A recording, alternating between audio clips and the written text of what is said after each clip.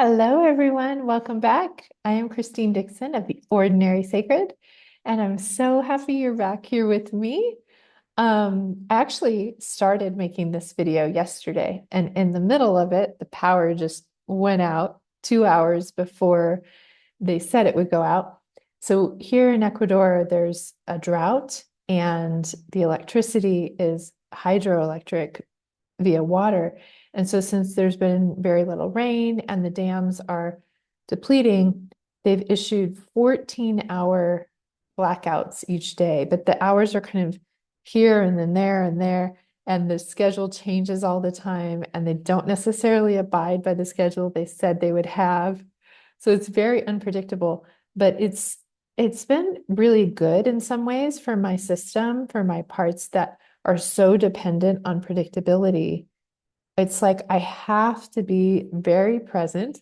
I can't really make a plan for tomorrow, let alone an hour from now, because I really don't know. So I just have to say, okay, what's the situation like right now? Um, what can I do? What can't I do?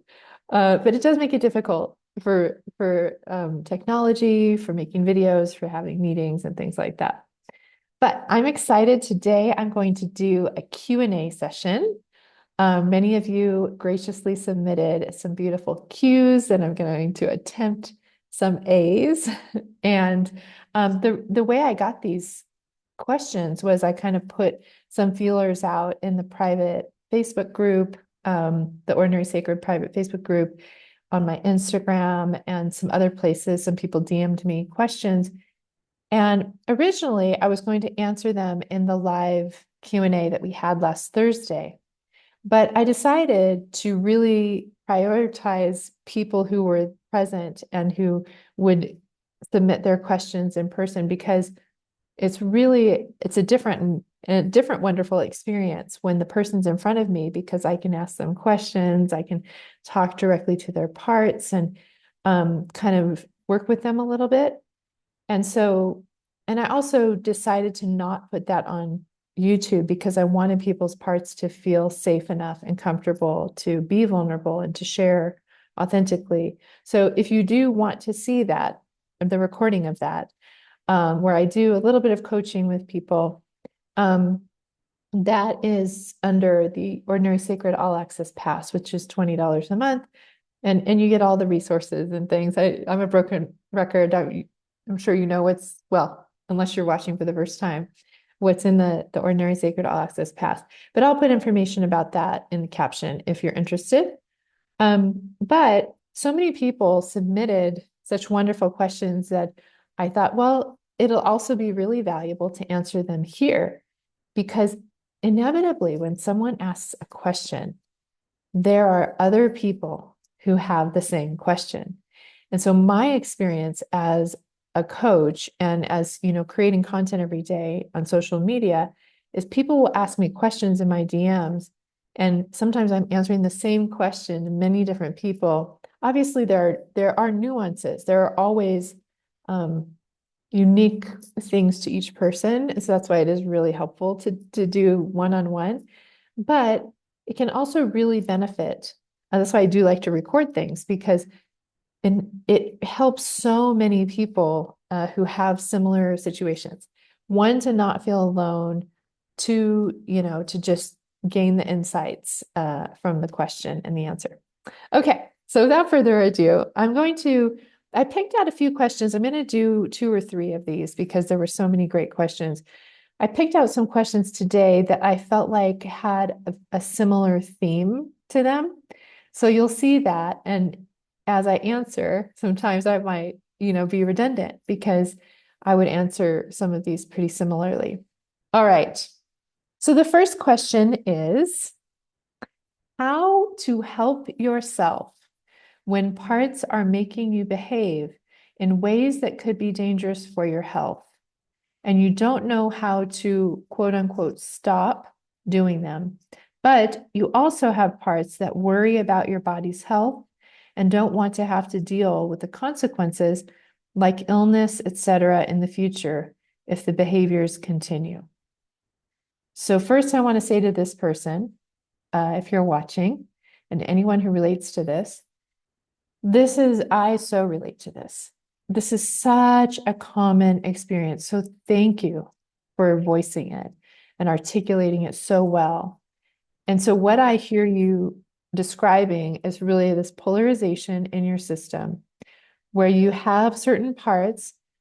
It seems like you're describing firefighters, right? Parts that do things kind of impulsively.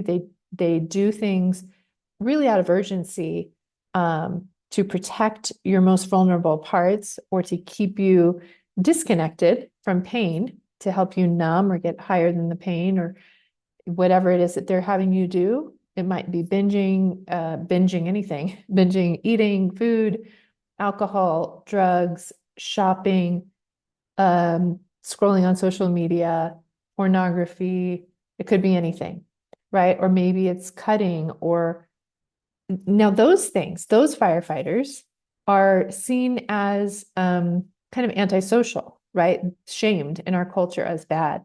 But you can also have firefighters that are kind of sanctioned by the culture. For example, I recently heard of a friend who essentially had a part that, I'm going to use the word addicted, but I don't necessarily like to use that word because there is such a shame attached to that word.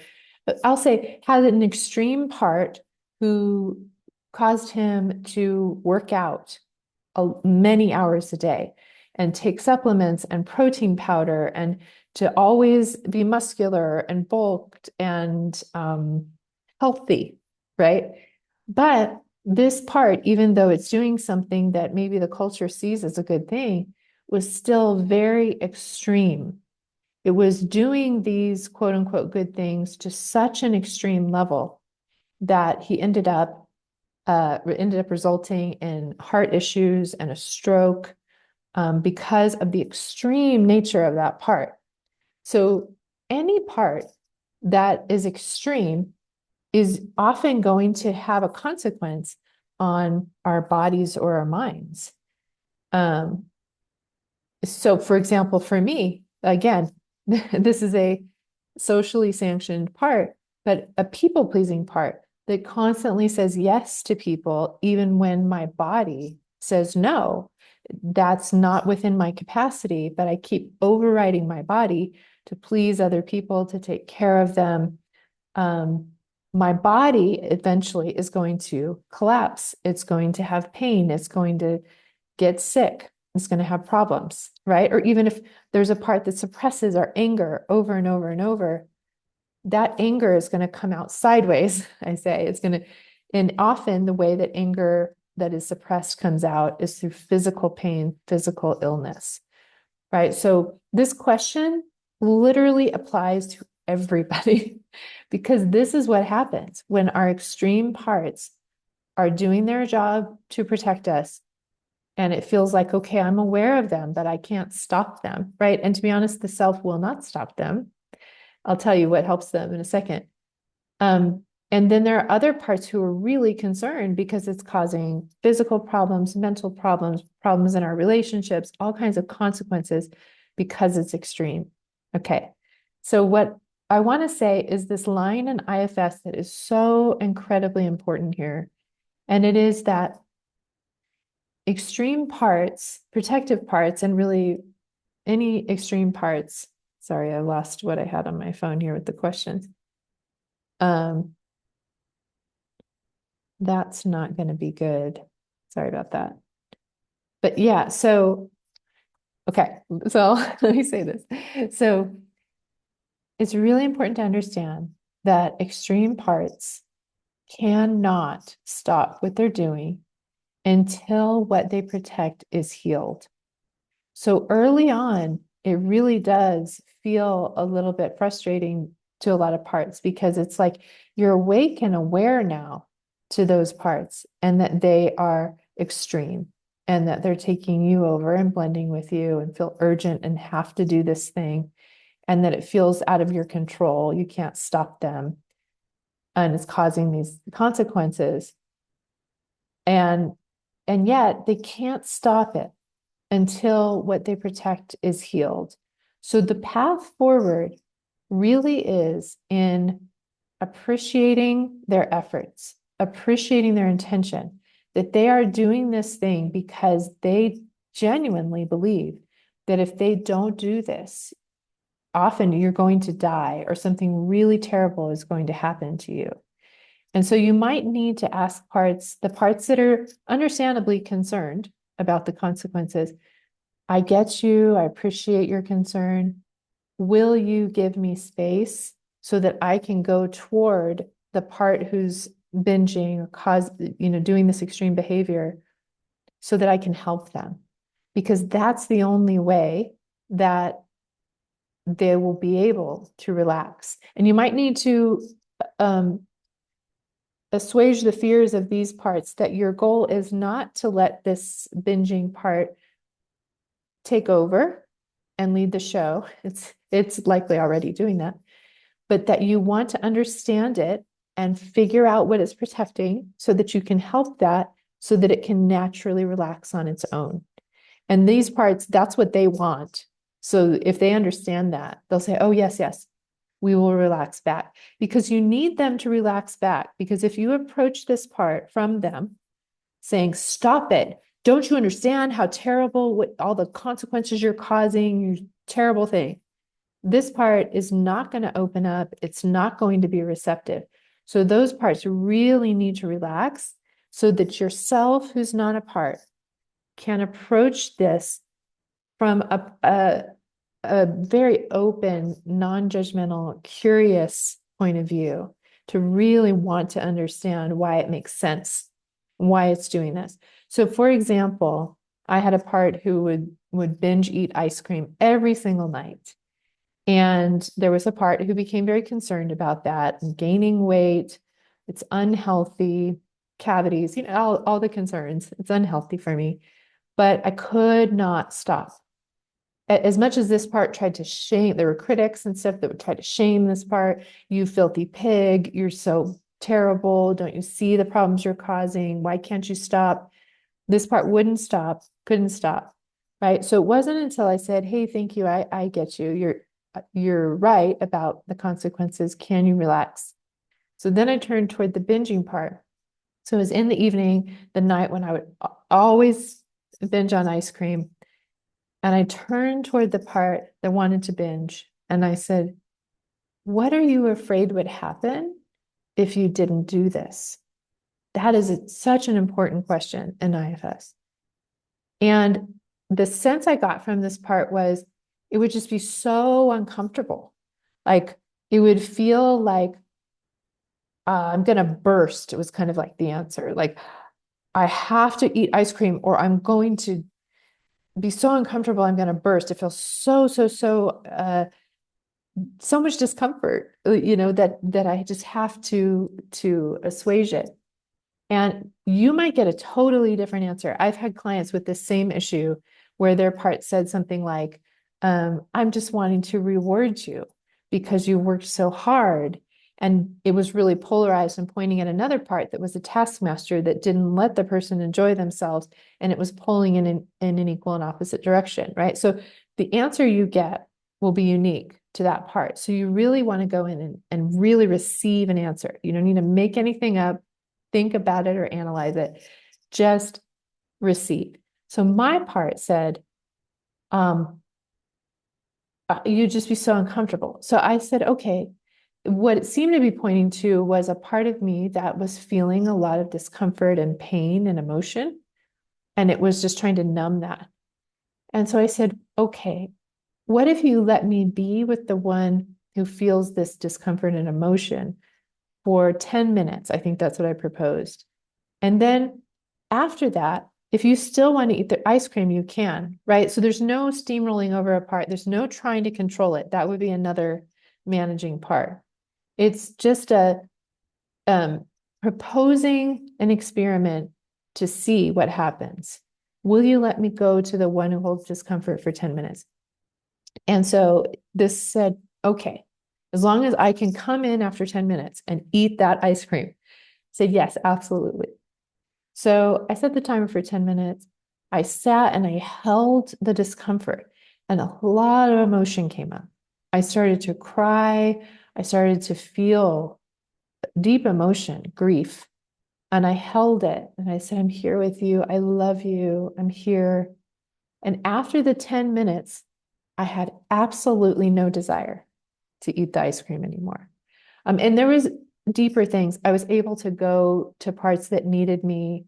And so in many ways, the binging part, the part that was extreme and pulling me to do something the other parts thought was bad, became so valuable because whenever it would come up, I would know, there's a part holding pain underneath you. Can I go to it? And it was like it was alerting me. And sometimes I would, what Martha Beck calls walk back the cat, I would go back to when did this discomfort start? When did I shift from feeling good in the day to feeling angst or discomfort?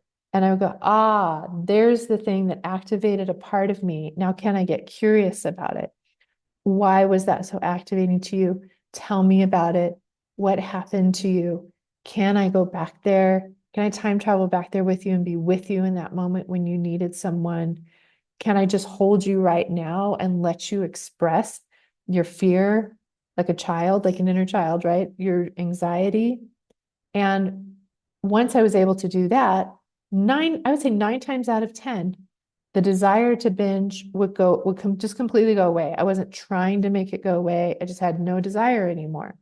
So eventually that habit was broken. And then if and when I did decide to eat some ice cream, I was present with it. It wasn't about numbing or escaping or anything extreme. It was, I'm just thoroughly enjoying this ice cream. How wonderful, right? So I hope that helps. You totally make sense that you're just watching the part do the thing and other parts are frustrated. And so the solution again is to ask those parts, what are you afraid would happen if you didn't do this? And they'll either point to a part underneath that needs your loving attention, and you can propose to try that. You can negotiate. You might say, can I go to them for 10 minutes? And they're like, heck no, 5 minutes. Okay, 5 minutes. Sometimes it's 5 seconds, right?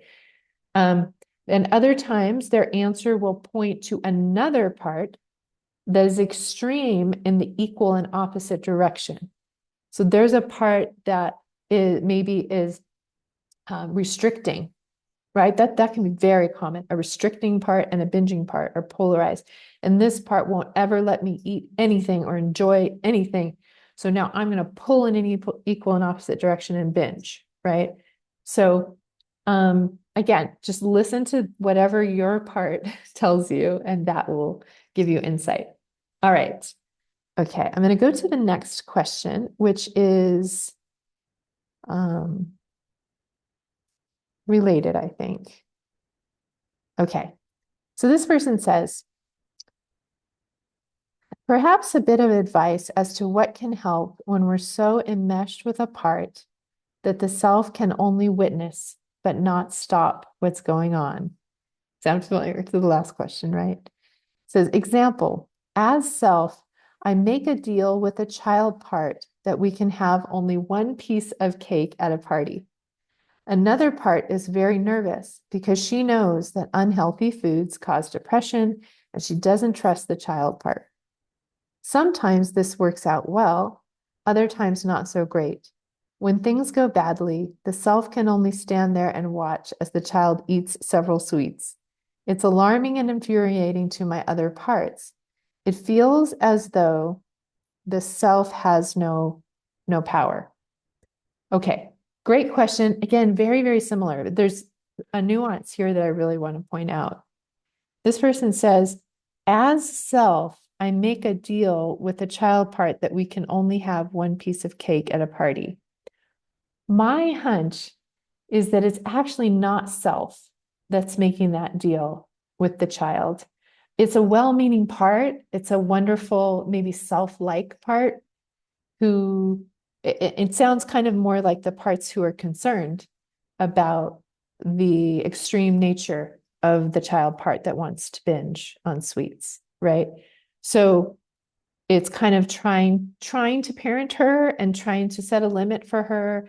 This part over here is trying to set a limit with her, and it means well, So what I would do again is turn to that part and really appreciate it and say, I see you and I see that you're really trying to help.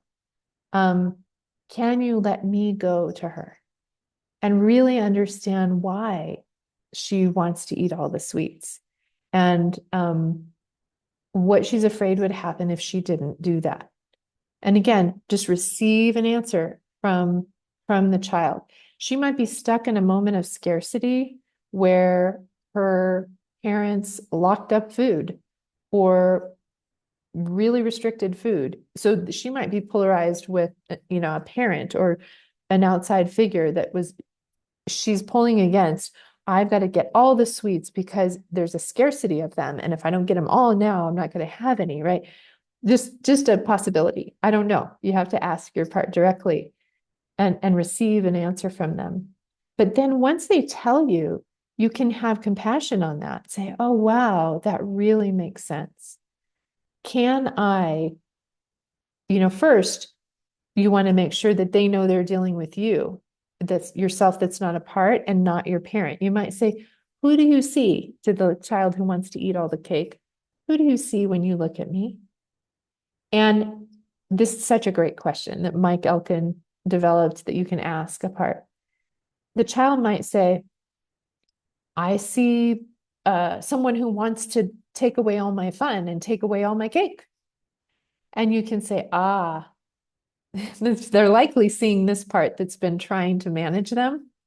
And so you can ask that part, hey, can you stand next to me? Yeah, I know what part you're looking at. And then you say, now who do you see? Right? And they might say, I see my mommy who's trying to take away my cake. And you say, okay, can I ask the part of me that's appearing like my mom or maybe holds my mom's energy to also step to the side?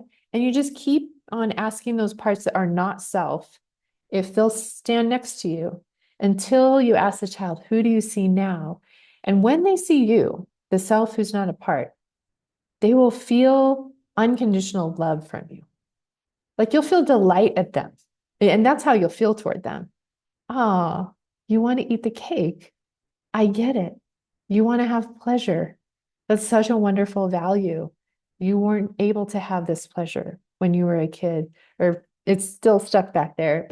And then you can offer, can I go back there with you and allow you to enjoy life and, to a moderate degree so that you don't feel that burden of scarcity anymore, right? So again, this part can't stop doing what it's doing if it's a protector until what it protects is healed. If it's an exile, essentially, it can't stop until the self goes back into those moments and helps them unload their burden of scarcity and redoes those memories, right? I know I'm giving theoretical details, but whatever your details are, maybe I'm going to go back and I'm going to stop the mom from locking up the fridge and the pantry.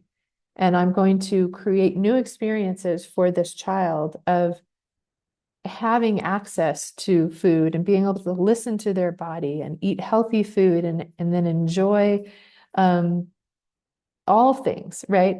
And so creating this different experience for them, then they can unload the scarcity and they can really be updated about your life now, come into the present, have a connection with you, with yourself. So then in the future, when that comes up, say at a party, instead of saying, okay, you can only have one piece of cake, because that's likely a caretaking parentified child part, maybe that's taken on your parents' energy.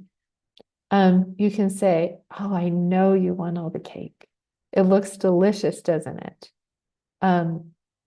Tell me what you're afraid would happen if you didn't get it. And they might say, again, I'm not going to have any later. Say, no, we actually do have some. You can update them. We do have some at home. There's not a scarcity of good things. And then they, oh, okay. And then of their own free will, they can choose not to eat the cake or to eat the cake, whatever, if you're able to meet their concerns. So again, thank you for that question. I'm sure so many people relate to it. As I say these questions, if you relate to these experiences, please share in the comments. Hopefully people who ask the questions maybe are watching back. so they don't feel so alone. And yeah, you can share about your experiences too. All right, I'm going to do a couple more. Someone on Instagram asked a couple questions. And again very very similar in energy to the other two questions. So they ask what to do when you listen to a part or parts, but afterwards the parts are still blended with you. And then their second question is, what do you do if the universe is giving you signs to do a certain thing, but a part does not want to do it? Great questions. So again, this is such a common experience, right? Where parts are blended with you because they blend with you because they feel urgency. They feel like they have to. And so it's always a good question, once you notice that, to just ask them, what are you afraid would happen if you didn't blend with me? And if you can just receive an answer from them, like you'll see that they're very urgent. That the answer is usually you'll die, or you'll be hurt really badly, you'll be rejected, abandoned. And so they usually either perceive a threat in front of you, the person or environment in front of you, or they perceive a threat, of like something inside of you is going to come up. So they have to like work against it. They have to kind of balance the system by working against another part that's coming up. So their answer to your question will reveal what then you can propose to go toward. So you say, okay, so I see that you feel like it's dangerous right now with this person, so you have to blend with me, or this emotion's coming up, or this part's pulling in this extreme. Can I go to that part, either that young part you're protecting or the other part who's extreme, and help them? Usually they'll say, oh my gosh, please help them. If they trust you at all, if you're really in self. Other times they need a step to take to get out of an unsafe environment that they're in right now. What if we go to the bathroom and have some privacy, or move away, create some kind of distance between this person who seems harmful? Would you then be able to unblend a little bit? And they're likely will say yes, because the root, the threat that they're responding to is taken care of, right? So usually parts can't unblend unless what they protect is healed, or what they're concerned about is met, the unmet need is met. So you really just want to inquire with them about what they need to happen. Like, what would it take for you to be able to unblend? Sometimes they say nothing. I have to do this. I'm the only one who can do this. And that means that they don't actually see you. They don't see the self. So again, you can ask them, how old do you think I am? Or who do you see when you look at me? And you want to really get a feel for, maybe you're blended with another part who's opposed to them and they're not actually seeing yourself. And once they do see yourself and they know how old you are and they're updated, you can propose, what if you relax again for 10 seconds, 20 seconds, and just see what happens if you let me lead. Early on in the process, they have to gradually gain experience with yourself.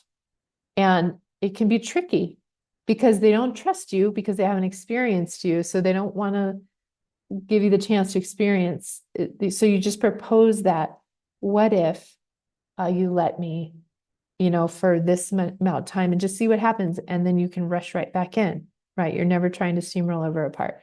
I also wanted to make a quick note about, and I'll get to the other question real quick, but the difference between, like, the part who was saying you can only have one piece of cake, that's a different experience. You might think, oh, that's self-negotiating with the parts. But that's more, I'm telling you what you can or cannot have. And that's very different than saying, what do you think? And you can say no, right, to the part. What do you think about letting me go to this part for 10 minutes, and then you can rush back in and have the cake? And then they agree to it. And if they don't agree to it, It just means that they have more concerns that need to be met first. But you're never trying to control or force or make a part do anything. It's you're meeting their concerns so that they can naturally do it. So I hope that distinction makes sense. And I also just wanted to touch on the other question about, the universe is giving you signs to do something and another part doesn't want to do it. My hunch is that, and again, it's possible that it's the universe, it's the self that really, knows the healthy thing, knows the right thing to do. Sometimes though, even though that might be true, if the parts are urgently wanting to do it and frustrated with the other part who's keeping you from doing it and blocking the way, you still have a polarization going on, like we've been talking about. It's very similar. And so whatever blocks the way is the way, right? So I would tell these parts, again, I see your good intention. You really want us to thrive. You want us to take these opportunities the universe is handing us. And this part is keeping us from it. And I get that that feels really frustrating to you. So again, validating them, appreciating them. Can you give me space so that I can go to the part who's blocking the way and really get curious about why? Because they would not do that for no reason. And their concerns have to be met for them to usher the way in, right? Any part that resists, you want to go toward, not steamroll over them and force them, because there will be backlash. But you want to go toward them and say, hey, I really want to understand why you don't want to do this thing that it seems like the other parts are on board with, the universe is calling toward. What are you afraid would happen? Again, that question, so important. What are you afraid would happen if we did go in that direction? And just let them answer honestly. I'm afraid you would be successful and then you'd get your hopes up and they would be dashed and you'd feel terrible. So I don't want you to go towards anything successful. I want to keep you small. Or they might say it feels dangerous because it's like too free and I'm about security and I want to keep things the way they've always been. And this feels like an unknown. So it feels very scary for me, right? And as you listen to the part, you'll see that it makes sense and you can validate it. Oh, okay, I get that. Those fears would keep me from that. And you might ask, when did that happen? Or is there a small step we can take so that you can have an experiment to see if your fears come true? Sometimes you can assess, are the fears present with the people and environment now, or are they based in the past, in past trauma? Are they based in legacy burdens? Is it something that's been passed down of a scarcity burden from generation to generation? Can we unload that with our ancestors so that you can feel more free? Again, there's so many different solutions, and yourself will be creative. Yourself, you don't have to, there will be parts that might try to think up solutions and answers. You can ask them to give you space too. Yourself is effortless. It will feel like it's just flowing through you. Brainstorming. What if we try this? But you're genuinely listening to their fears, their concerns, their needs, and wanting to meet them so that they can naturally move in this direction, not to be forced, right? So I hope that makes sense. And I'm going to do one more question. I know it's been a little while. This one's a little bit different than the others, but it's very similar, I think. So this person says, can you do a video by chance on parts who are dirty or disorganized and or parts that want to spend all their money and go broke? Okay, so again, I hear this polarization. The parts who are dirty and disorganized, which is I'm hearing a judgment from other parts that are like, they are so dirty and disorganized, right? Or again, on this side, parts who spend all the money and go broke. And these parts who are like, stop it. This is terrible. This has a terrible consequence. Okay, so in this polarization, it's really important often to first acknowledge the parts who are pointing and saying this is a problem. it's extreme, it's dirty, it's disorganized, it's having consequences on our health, our relationships, right? Spending all the money and going broke. This is a huge consequence. So you want to validate them. I hear you. Like, your concern makes complete sense to me. Thank you. Thank you so much for valuing my well-being. If you will give me space, I can go to the ones who are being extreme, who are being dirty, disorganized, spending all the money, and I can try to help them so they don't have to be so extreme. How do you feel about that? Right? And if they, even if they don't think you can do it, sometimes they'll say, oh, I don't think you can do it, but you can try. That's enough permission. That's enough buy-in. Say, thank you so much. Let me try, and you can see and tell me if you think it worked or not. So if they give you space, okay, now you who are not a part can go toward the parts who are spending all the money, who are dirty and disorganized, and say, what are you afraid would happen if you didn't do this? And just wait for an answer. So for example, my hunch, and there could be lots of answers. So just don't take my word for it and think, oh, this is the answer. You check in with those parts. You can ask them, is this true of you or not? And just let them say yes or no. But like, parts who are dirty and disorganized sometimes are actually polarized with the parts who are like ultra clean and organized. And again, that can be parts inside of you, or it might be parts outside of you, like other people's parts, your mom's parts, your dad's parts, your partner's parts, who are militant about organization and cleanliness. And so these parts are like, this is too extreme. This is overwhelming. I'm going to pull in an equal and opposite direction, right? Because that's a burden system's way of trying to achieve balance. You are so extreme, I'm going to be extreme in the equal and opposite direction. And that can be on the inside between parts, very common, but it can also be, I'm going to do this to an extreme because the person I'm with all the time is the other extreme, and I'm trying to create balance. So that could be one thing. The parts who spend all the money, again, what are you afraid would happen if you didn't do this? Again, this don't take my word for this. Just ask them directly, because they might tell you something totally different. But my hunch is it might be a burden of scarcity, right? I've got to spend all this right now, or I'm not going to have any in the future. Just like I've got to eat all the cake right now, or I'm not going to have any treats in the future. And you can go back to them and say, when did that happen? Can I time travel back and be with you and redo that? Can I update you? Can I bring you into the present, help you unload the burden of scarcity? Scarcity is very often a legacy burden as well. Some people have never had a personal experience of going without, worrying about their next meal, or if they're going to be able to have a roof over their head, but they have ancestors, generations and generations, who lived in poverty and experienced that, and that can be passed down. So you can do ancestor rituals where you go back and you witness what happened to your ancestors and how they felt, and bring them out of that time and update them about the resources you have now. Or you might have had very real experiences in your life where you feared for your sustenance, right? And so you can go back and help those parts and update them. But again, it's the same thing. You've got to be able to first deal with the parts who are polarized and judging and critical and controlling and managing.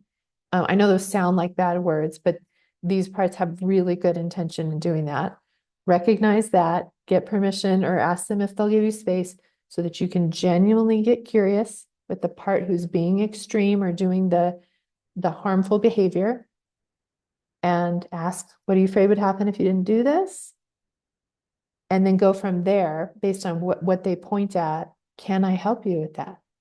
And if they say, no, you can't help me, you want to make sure they're actually seeing yourself and you're not blended with another part, because parts are parts detectors. If you are blended with a part who's trying to control them, manage them, criticize them, shame them, they will not talk to you. So it's a good question to say, who am I? Who do you see when you look at me? And they will tell you exactly. And you can ask those parts to step to the side and just, until they're really seeing you. And you will, when you are in you, who's not a part, you will feel unconditional love and deep delight and appreciation for all the parts. Wow, you really care about me. Thank you so much. Can I go to them? Wow, you're really suffering. I totally get why you're doing what you feel like you have to do that. Can I help you? That's how it'll feel when you're in self. Just kind of an unconditionally loving, delighting gaze. All right.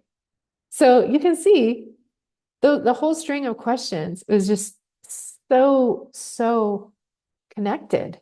I think this is an experience that so many people have. So thank you to every one of you who submitted those questions. And in the next video, I'll answer the remaining questions that I got. And please, if you have any other questions or you have comments about this whole dynamic I've talked about in this video, please leave those in the comments below.